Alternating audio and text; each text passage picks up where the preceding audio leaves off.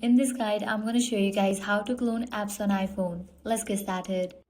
Cloning an app means you can run two versions of the same app, one for the personal account and one for the business. There are two methods I will show you.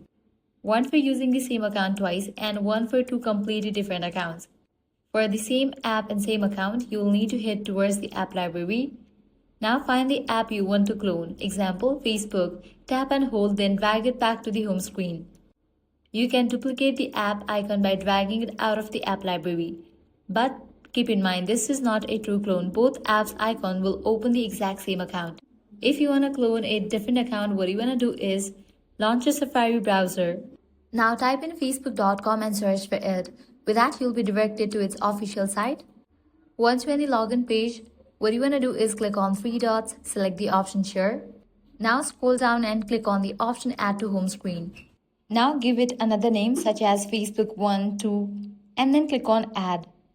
Now it will be available in your home screen. Now when you open this another app, you will be logged into a different account.